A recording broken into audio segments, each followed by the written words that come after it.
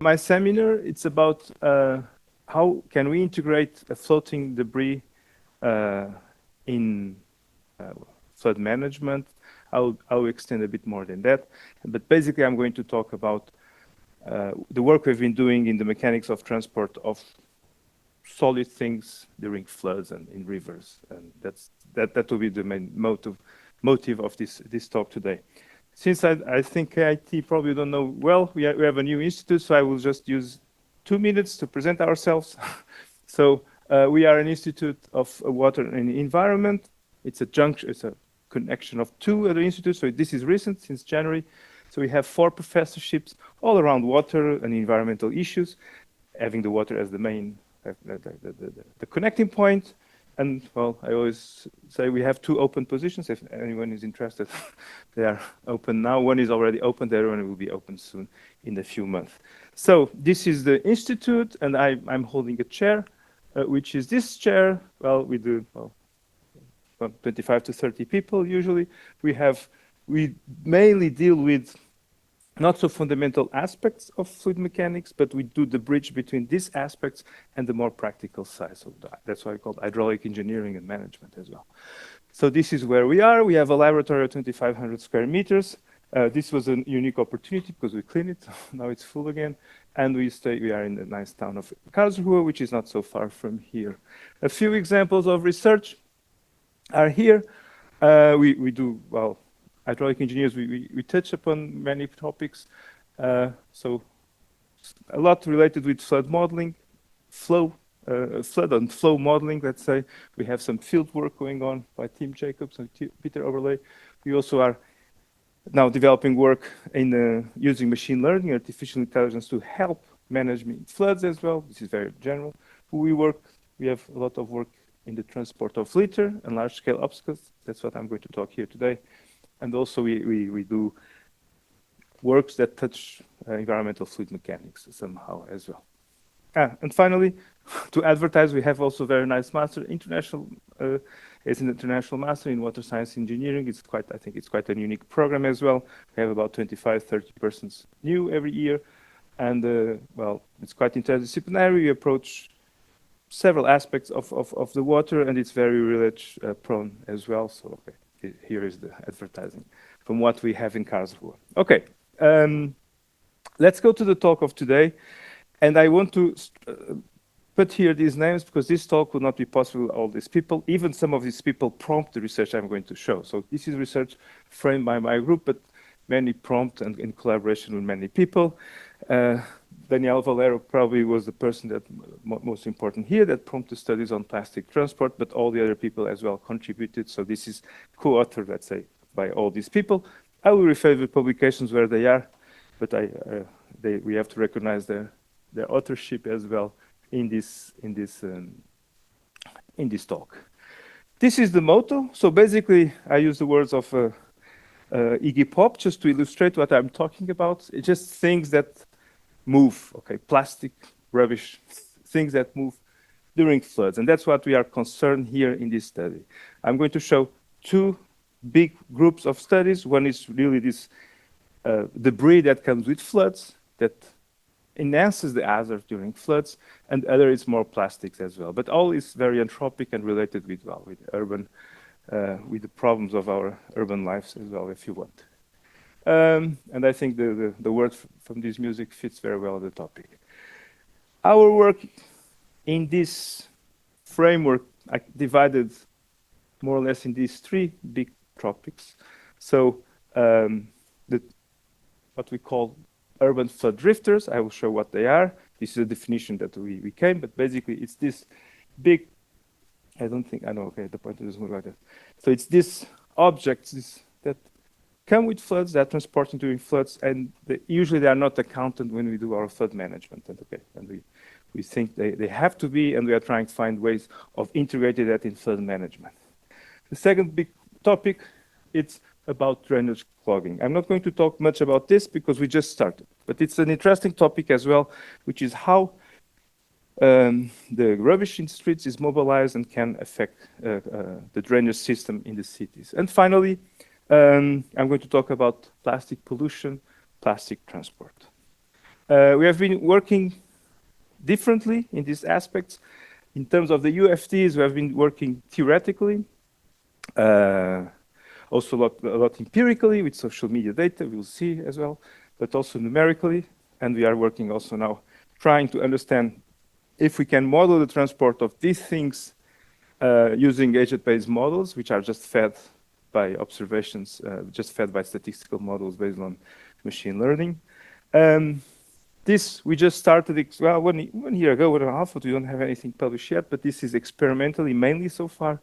And what we are doing in plastic transport already for maybe some 6 years, 6, is we have been doing theoretically, developing new theoretical relationships for the mechanics of transport of plastic, experimentally and numerically as well. Why? What's the difficulty? Let's say these three are all together in more or less the same challenges. And the challenges are related first with characterization, or maybe I could even say qualification. I will show a bit later, but we know, well, I worked a lot on sediment transport. That's fairly easy because they don't change that much. Well, we know that there is degradation of sediments, they modify along the landscape, but compared with a cup of yogurt and a plastic bag, the difference have nothing to do, right? So just qualify, it's a huge challenge.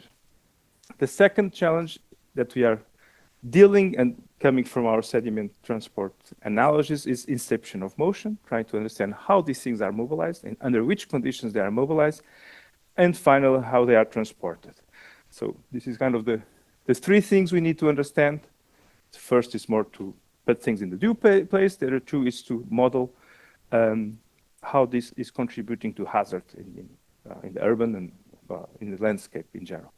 And this, in the end, should integrate somehow flood management and should integrate our practices to mitigate these problems. So the big challenge that we have, it's, as I said, multiple scales. We have things that are as small as the Kolmogorov scale. So we are talking about things that are affected by dissipative scales in flows, and we have things like cars and trucks. So of course, there are multiple scales, they have different forces involved. And also we have intricate shapes. As I said, the sediments, if I say sediments is this, with all the difference they may have, they don't differ too much. Plastics, they differ a lot. And then we have heterogeneous materials. They can have positively buoyancy, they can go up, go down, they can stay in quiescent waters, and for instance, they can also have different materials as well. So, okay, it's a bit messy, and this is what we're trying to solve. This causes that we have disjunctive scaling domains. Some things can be scaled with the normal things, some sediment transport, some others are completely different, and we have forces that intervene sometimes and don't intervene in other times. For instance, microplastics, as I said, if they are very small, they will be at dissipative scales, will be completely different, suggested to completely different forces in, of course, a cup of yogurt or whatever. And this is the problems we have been dealing. So two big groups. So I'm going to divide the presentation in these two big groups. Mainly they are inspired on 2 papers on one side and 3 papers that we published recently on the other side. So these are the large-scale debris in flood management. So this the so-called urban flood drifters. On the other hand, we have mechanics of plastic transport. So I'm going to now to dedicate first to large debris. I think in terms of motivation for the audience here and maybe at home, it's not, we don't need to go through this much. So we know that these elements are present in the landscape. I'll also talk about what changed a long time. And we know that they enhance hazard and risk as well when floods happen. We call them urban flood drifters, that's questionable, but we are talking about objects that are present in the urban landscape that are loose, they are not fixed, and when there is a flood, eventually they have conditions to move. So that's the definition that we adopted. These images, by the way, are from the floods in Germany in 21, which, well, they were quite tragic floods, and they also show the importance of that the urban flood drifters have in the landscape when there are floods. So this was, we tried to understand a bit how can we classify this. And I'm not going to enter too much in this because in the meantime we discussed. But I think what's interesting here is that we analyzed floods that occurred in Germany, and there were some floods as intense as those ones, but more than 100 years ago, for instance. But the ones in 21 had much higher consequences. And we tried to understand this, and one of the reasons could be the anthropic modification of the valley. There was more bridges as well, clogging the flow, but also there was a lot of things that we saw everywhere in the floods, but 100 years ago, they didn't exist, or they existed much less, okay? So we have this perspective, we have these two papers, a couple of papers that we bring this to the attention of the audience, of the public, and saying that these elements had a huge importance in these floods and probably enhanced as it. Okay. We are going to talk about, well, we try to classify them, natural, anthropic, organic, non-organic, small and large, as simple as that, okay? We are going to talk mainly about large sediments, okay? Things that may clog drainage infrastructure. And this is a bit the fluxogram we want to follow. So until we can plan measures to make our cities a bit more resilient, well, in terms of this element of the floods. So what we are going to show, it's the first two steps that we did. Maybe they're not complete, of course. They're never complete. They can be completed more, but I think they were two important steps that are good reference to start with, at least. So the first is one paper that identifies, classifies, and characterizes these objects, so just inventorium. The second is we did some theoretical analysis and some modeling to infer conditions of motion of these elements. So starting by the first, I'm going to divide this in 4 parts. So we identified, as I said, we classify, quantify frequencies and prevalence, and also we try to characterize, have some model for how the objects that exist in the landscape can be characterized in a simple manner. So, well, I think this explains by itself. The reference is there, and you can see it more in detail also later. So, first, identify how did we do this. We didn't use any automatic thing. We just we hire some students, we go online, and we just check images online. So we went to reference newspapers, reference websites, and we retrieved 250 images. Well, we have the procedure explained. The reviewers were quite demanding, which is good as well. Because we need some rules to make this kind of a service. And we choose major floods all over the world as well. We tried to be as much wide as we could. And we could identify 756 different types of objects in the floods, okay? It's arguable, but I think it's a good universe already. So it demonstrates a bit universe. How did we classify this, more or less? We saw that there was a typical big groups that were always, and also they were quite visible, right? And those were the vehicles. Then we called it household and urban furniture, bins, pieces of houses as well sometimes, and doors and things. And then smaller heterogeneous material. So that we could not really classify, which is plastic, construction, wood, metal, and others. Okay, something like that. So this was the first step. So first, okay, let's put things on boxes to help us how we can characterize this.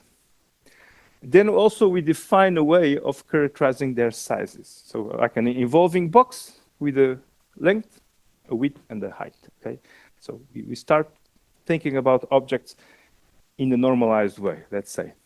And then we went all the image, and we wanted to understand also which are more present, okay? Maybe, I don't know, Maybe there are things that only show one. They are not really important. It's an exceptional case that has something strange in that valley, but others show a lot. And we define two things, which is prevalence and frequency. Prevalence is from all the images that we observed.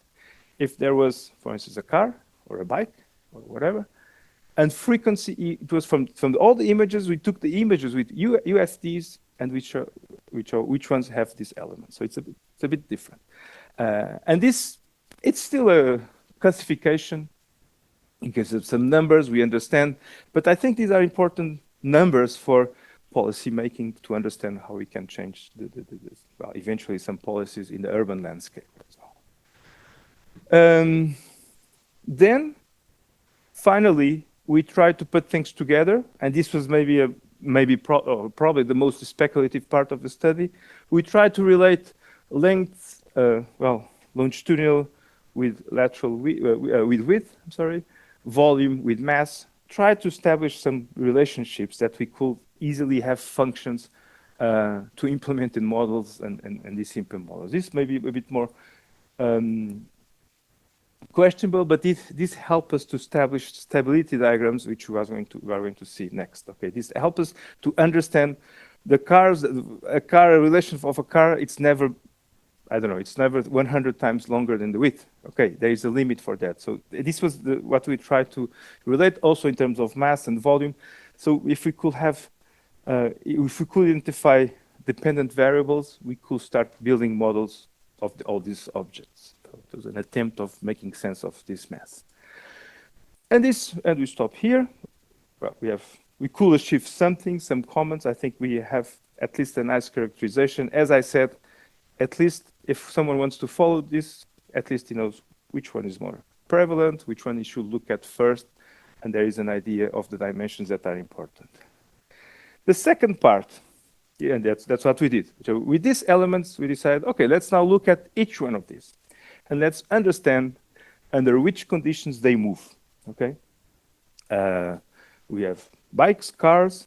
There is lots of discussions. The paper describes well the process. For instance, well, some are almost anecdotes. Cars, of course, they can move in a certain way. A bike, we said, well, bikes, let's consider them falling already. Why? Well, we did these considerations. It's questionable, but okay. But so there are some element by element, there are specificities that we try to integrate, which makes things maybe not so generalized, but well, hopefully afterwards the process became a bit general in the end. So the first thing we did, well, me and my colleagues, we are classical mechanic engineer, well, civil engineers, but we are formed in relative mechanics, so we like to do step-by-step dimension analysis. What are the variables that are governing processes, which are important or not? We just do this, and let's do a dimensional analysis of this. There are two, in terms of flow, there are two actions, and then in terms of characteristics of the elements, there are these elements. There are these properties here. The two actions, we consider velocity and water depth, okay, to start. So, and then we went, you see the bike is, the motorbike, it's fallen already. So we went piece by piece, element by element, and we characterized them, okay? Main characteristics. So we have let's call it a geometric and mass model for each one of these elements, okay? And then we said, okay, now let's put water on it in a very simplified way. So what we look at each object, and I just showed this because it's more evident as well. So you have an object, how can it move? By floating, okay, no velocity, it's enough, the water depth. It can slide, it can topple, okay? So these three moments we consider. Buoyancy, drag, okay, or let's say buoyancy, to be correct, buoyancy versus 8, so there is the balance. Drag versus friction, which is proportional to weight, and toppling load versus moment resistance or toppling resistance. Okay, this is simple mechanics. And we went one by one and we analyzed this. Now, of course, there are many cars, many elements. So again, we went to catalogs, we went to each one of these objects, each one of bin, and we verify what are the maximum dimensions they can have, what are the minimum, what are the more frequent. So you did a kind of a stochastic analysis of each one of these objects to understand their variations on the parameters. And then what we did, we just said for a single object, it can be, imagine between 1 and 5 meters length, alpha meter and 2 meters wide, I don't know, something like that. And we just sweep everything with a Monte Carlo analysis, all the combinations possible, and we obtain stability curves for each one of these, which is a probabilistic view. So we have a central line, which is the median of the characteristics, and we know that each type of object may have a certain distribution of conditions to move. And then we produce some graphics like this, as simple as this, with velocity and height. So we choose the object, we go there, and we take the curve. And we can use that curve in the model, okay? We can use the median only, or we can use the cloud, if you want. And I show you here for cars, maybe it's more visible, but we did for every object as well, okay? Sometimes we do some verifications after this with social media, we see some things moving and tal, and so far it seems that we are not that far from reality. But of course, this is questionable and can be fed with more data.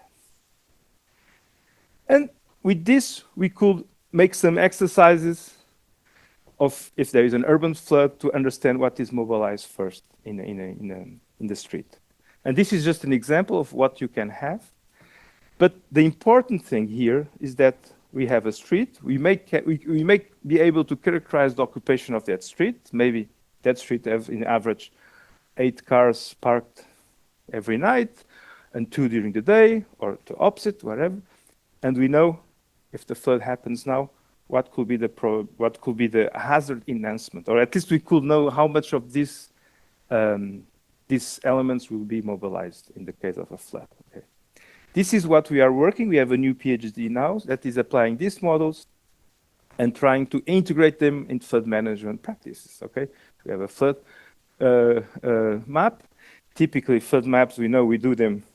Actually, I find it always interesting. The flood maps usually they are just blue, transparent things in the landscape. Very nice, and sometimes they have velocities, but rarely. But the information is there because when we do these modelings, we have this information. We have velocities, height, so we could just, have a notion of the risk for each street or each block in the city. So, yeah, this is what I wanted to say. So maybe it's a bit optimistic to checks on those, but okay, so far I think we are more or less happy, and we are going to the next steps in these elements. We are also, so the third step there, it's also to transport, and we know that we have colleagues working on their shallow water equation models, typically trying to integrate how objects are transported, and we are trying to obtain characteristics of this transport, not to have a very complicated shallow water equations model that goes around and resolve everything about each object, but we have a simplified force-based description of how they move in the flow. So this is the step. So these 2 steps we are doing is this one and the other one that I said, integrate this in flood management already. Okay, now second part, talk a bit about mechanics of plastic transport. And these are some images in Karlsruhe. This is a weir that on some channels, old irrigation channels, and they just demonstrate that everywhere there is lots of plastic. Okay, usually we are used to see maybe image from the global south. It's also nice to see we have it here as well. Nice in the sense that it's also important to see that we also have them here, and it's everywhere. It's a problem everywhere. And it's a problem also for our infrastructure, for our drainage infrastructure. So I think we don't need to lose too much time here. In this, we know plastic is a problem. It's in the food chain everywhere. Okay, it affects our life of animals, life of other elements, and we know that the main agents, or one of the main agents of conveyance of plastics to the oceans, to the sinks, it's in rivers, by the river flow. Everywhere in the world, it's how it was. So that's why we And this was prompted by, as I said, by Daniel Valero. He's in London, but he worked with me for some years. And he came to me, let's work on plastics. And we decided, let's start by the beginning. Let's work on the mechanics of these elements. I said already, we know a lot about sediment transport, and still it's there are some challenges still, but at least things are controllable. It's an homogeneous material. We consider everything with the same density, even if change is not that much.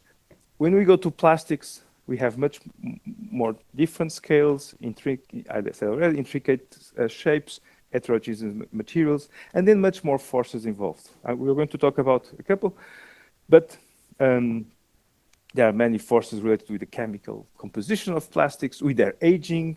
Well, a rock in 1,000 years, it will not change that much, right? The plastics change. You know, plastic will lose density, will have other, will have different forces acting upon it with time, and relatively short times. And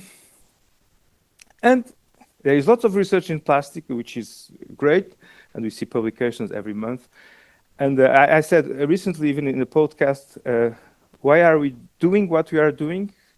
I think mainly the research is being done, and that's normal, on these two big aspects. Quantification, people are measuring a lot all over the world how many plastics are there. And this is important, because this told us the plastic problem. This told us it's really a problem. There is lots of plastic in the environment. They also try to relate geophysical quantities, bulk geophysical quantities, socioeconomic characteristics of the regions with this. And this is very important as well. And this is in one side of a spectrum. This is kind of the upstream information that research on a topic may have. And then we have research on the other side of the spectrum, which is just the solutions. And we felt that in the middle there was a missing gap. I think it's also normal, because it's such an important problem that the researchers run away to get the solutions. And that's normal. And we decided, we saw that nevertheless, we can optimize much more these two if we understand how do they move. And if we go back to the basics and we do the mechanics of sediment transport, okay? Oh, I'm sorry. If we do the mechanics of plastic transport, okay? As we did for sediments, and which is not finished. I'm sorry, here. So, I'm going to show 3 results of 3 papers. And I'll talk about the context of each one. These 2 are gathered because they are the same experimental work, more or less, with some complements in here and there. And they are about, let's call it macroplastics, which you call things like this, cups, masks, and things like this. And these are more related with microplastics. The first, it's something we characterize well, and I think we came at describing well what happens and the influence of the surface tension in transport of plastic. This one is very important in terms of non-buoyant quantities, and also on the settling and rising of the plastics, how it has to be taken care. And the third is about how we can compare natural sediment transport with microplastics. Okay. So the first was done, I was still in Delft. Daniel Valero supervised this, a master's student with whom we did lots of experiments. Later we had James Lofty, an invited student in KIT, that completed the data analysis. And basically we had, well, a long channel. We did just transport experiments, and we complement them with settling experiments as well. If we think about sediment transport in suspension, it's pretty much what we need as well. Understand settling, understand how they are conveyed by the wind flow, how turbulence affects the settling, okay? So basically, we had these 2 types of experiments, okay?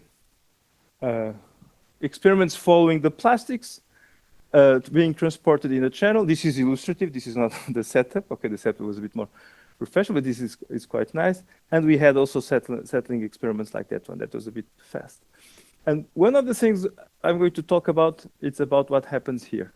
It's once this plastic touched the surface, it got stuck there. It didn't leave anymore. So that's the effect of surface tension. And we could quantify this and how much this can influence estimates of plastic transport and many other aspects. So I'm not going into details.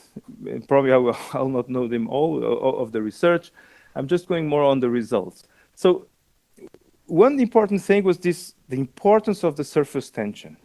We use the Rouse interpretation of suspended sediment as and the laws proposed by Rouse to describe suspended sediment as the basis of our analysis. And this Rouse is mainly and a balance between turbulence production and settling of the sediment. And here we verify that if we look at over there, maybe I think I can try to use this. If we look, no, it's not active, okay. So if you look in a typical Rouse profile, we should be increasing suspension, or we should have a monotonical influence of distribution of suspended sediments. And what we verified, there is a layer on the top that the quantities for some plastics just shoot. So there is a lot of plastic stuck at the surface. And this is due to what we just saw, to the surface tension. Not entering in details, we could characterize and we propose two parameters that can tell us, like in classical mechanics and fluid mechanics, balance of forces, okay? And it's always which one is more important. In one case, it's buoyancy or surface tension. When it touches the surface, it comes down or it stays. It's all a question of shape, a question of area, a question of density. And the other one is between buoyancy and turbulence, the Rouse theory. So with these two, we could parameterize and propose a new, or not new, but we could propose how we can observe plastics in the column depending on these two parameters. We are doing further experiments now in the new project with still with Altares in the Netherlands as well and other partners. And we are seeing that we are confirming these results, which is, it's good, and we are expanding the things. The important thing as well is that by looking, for instance, many estimations of plastics are done just looking at the surface. So if we don't understand how is the balance of these elements, we may be losing lots of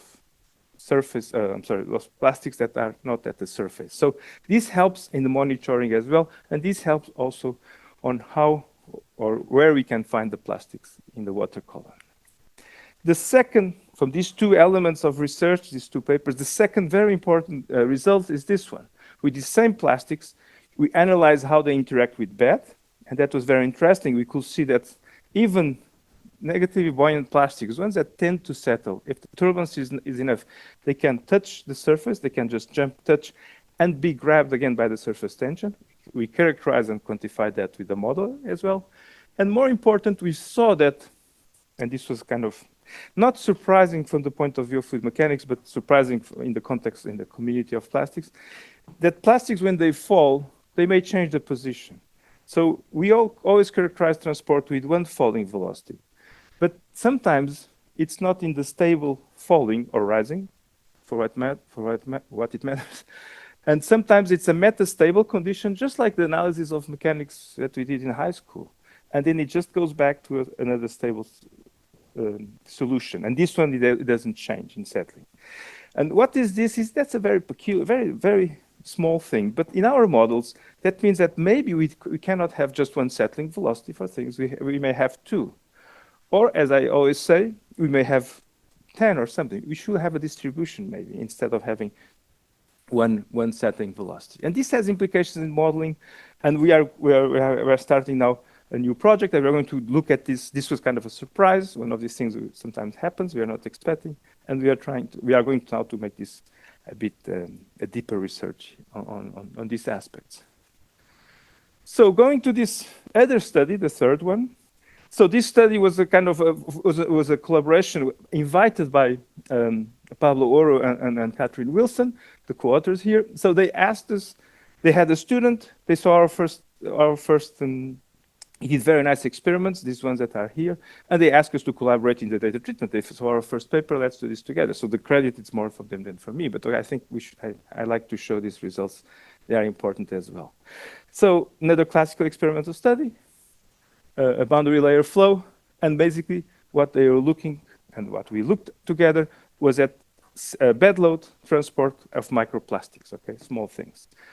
And we characterize them, okay, like in bed load, like within sediments. They can be sliding, they can be saltating, they can be rolling, okay? 3 modes. And then We even said, okay, they can be near the bed, and some microplastics will just jump, and they will go back, but they go up again. And we said, these are in suspension, this period. So we characterize for many plastics, for many sizes, we characterize this types, the movement of the microplastics, how they proceed in the water column. And we also use amber, just because amber, so these are round particles, and we use amber as well. Amber has the same characteristics as the sediment. So we have kind of a natural sediment, and we have the plastics. That was to see the differences. So this is how we characterize, just ballistics.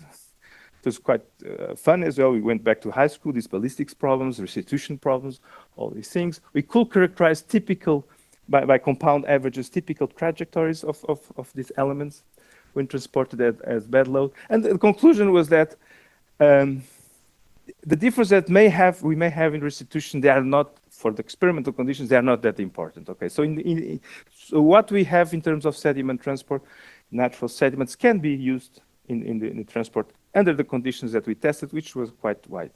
And this is good news. That means that for bed load of microplastics, maybe we can use at least these sizes.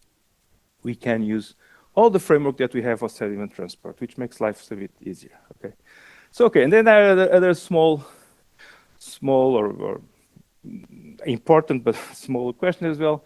But I think one also interesting thing that we could get a characterization scalable with the Rouse number characterization of the jumps of the particles. So the height, the velocity, all these kinematic characteristics, we could scale them with the Rouse number, which was also interesting as well, because in the end, this is all, that means that this is all conditioned by settling and turbulence. Okay, that's a conclusion.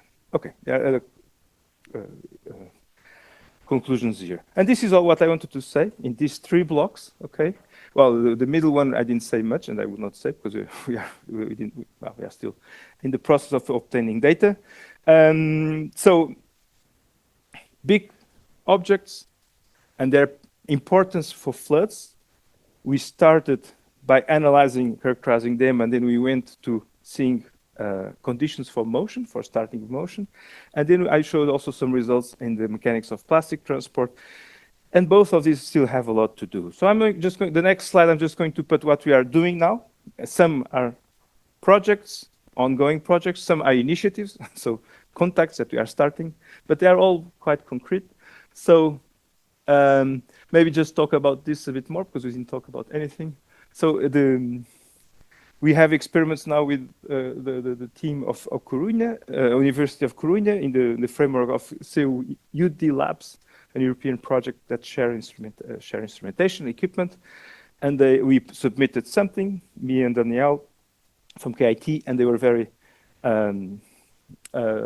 happy. And then we have a master student in Coruña at this moment actually doing experiments to understand how plastic bags and things that we, cigarette butts and these things, what are the conditions that they move, and then understanding the stochastic nature of their movement, and to see if we can put that in models. We did some experiments in KIT last year, and these ones are a bit better. The installation is better, and the big advantage is that we have surface flow and rain as well, which is what we have usually. Well, when there is a heavy rain event, and then several projects. These 2 starting, the other one already going on how to somehow how to model the UFDs, how they move, and the 2 other ones how we can integrate the knowledge we have so far in flood management practices. And here we have James Lofty, that did some of the work with us when he was in Cardiff, with Catherine and Pablo. Now he's coming with us in February with a Humboldt scholarship. So exploring this nature of settling, the new nature of settling. We have the FGA project trying, well, hopefully it will be, we don't know yet, it will be accepted. Well, let's see. And then we have other projects in collaborations and with a wide team of workers, mainly in Europe and the US as well, working in these aspects. And this is what I wanted to tell you. Thank you for your attention, and I can answer some questions if you have. Okay. Thank you.